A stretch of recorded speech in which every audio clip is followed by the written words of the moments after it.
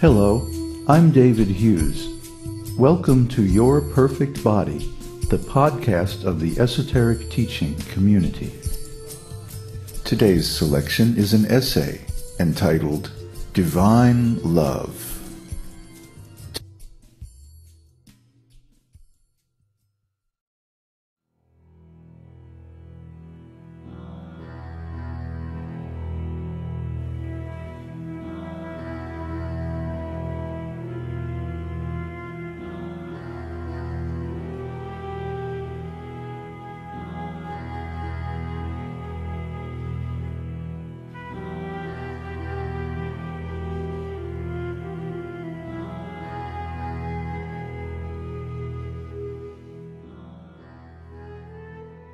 Love.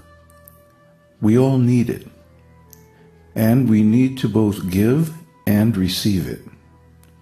But in this material world, do we ever get enough love to be satisfied?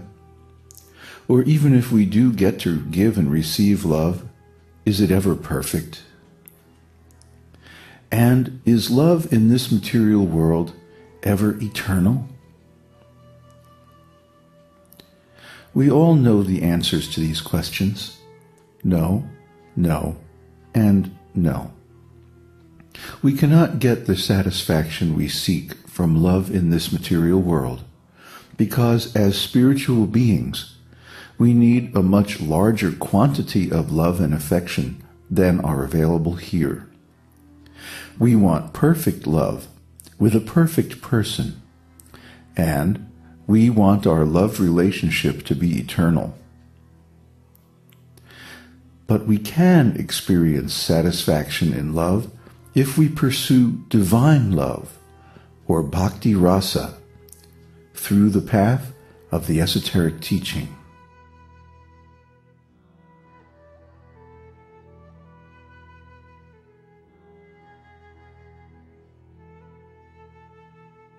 Every day, I am amazed by the beauty and overwhelmed by the magnitude of the unconditional love of Krishna for his devotees. And the opportunity to love and serve such a perfect person is precious because it gives priceless emotional satisfaction to the soul. This divine love is the result of long-term practice of the esoteric teaching.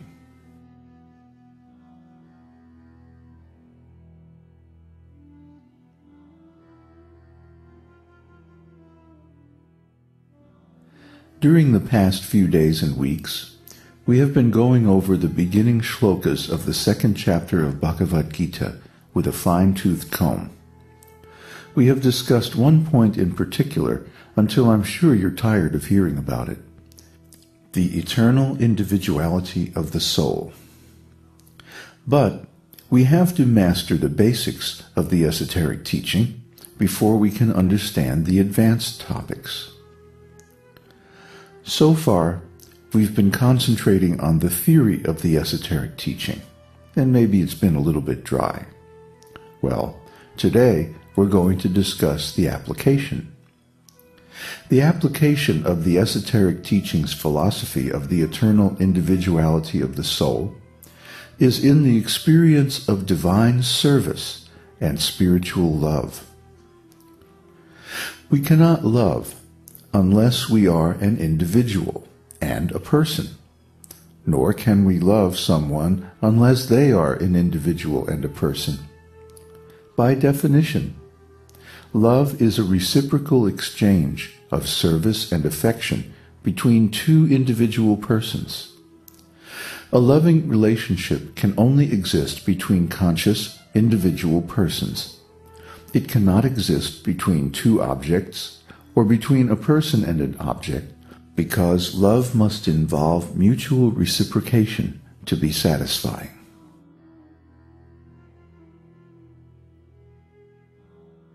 When we speak of divine love and spiritual service, this means an eternal, spiritual, reciprocal, loving relationship between two persons. Everything that is spiritual is eternal. So a spiritual love relationship is eternal and perfect. And the perfect object of love is Sri Krishna. He has all the good qualities in unlimited perfection and unlimited quantity. Krishna's wonderful spiritual character is that he reciprocates our love perfectly according to the mood or rasa in which we approach him. Ye yata mang prapadyante tangs tataiva bhajamyaham. All of them, as they surrender unto me, I reward accordingly. Bhagavad-gītā 4:11. There are 5 principal moods of service and love of Krishna: neutrality, servitorship, friendship, parenthood, and conjugal love. In neutrality, Shanta Rasa, we admire Krishna from afar, but we are not engaged in direct service to him. In servitorship, Dasya Rasa, we are directly engaged in Krishna's personal service. He is the master, and we are the servant. In friendship, Shakya Rasa, our service becomes more intimate, and we are on an equal level with the Lord. In parenthood, Vatsalya Rasa, the devotee actually becomes the Lord's parent or superior and cares for him as a child.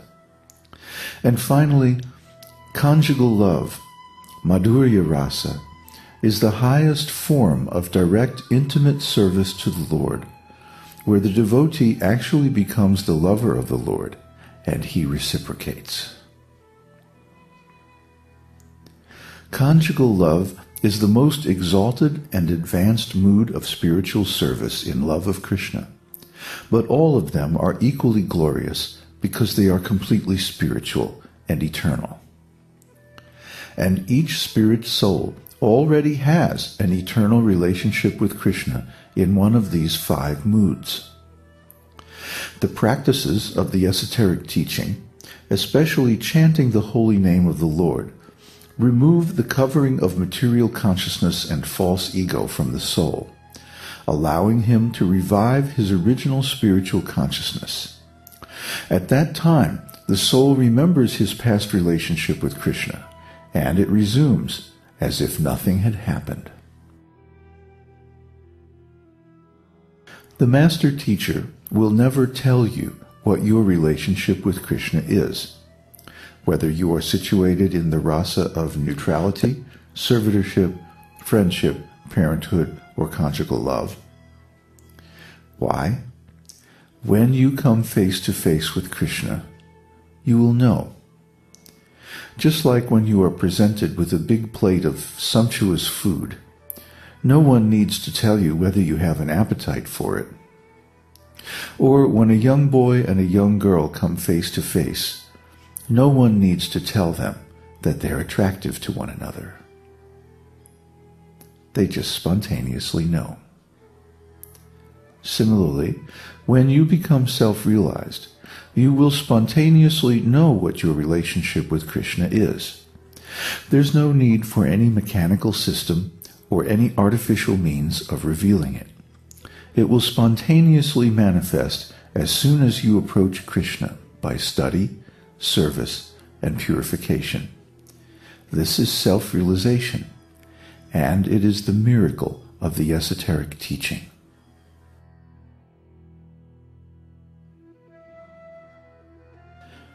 The stage of perfection is called trance, or samadhi, when one's mind is completely restrained from material mental activities by practice of yoga. This is characterized by one's ability to see the self by the pure mind, and to relish and rejoice in the self. In that joyous state, one is situated in boundless transcendental happiness and enjoys himself through transcendental senses. Established thus, one never departs from the truth, and upon gaining this, he thinks there is no greater gain.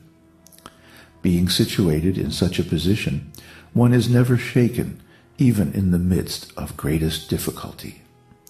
This, indeed, is actual freedom from all miseries arising from material contact. Bhagavad-gītā 6:20-23. The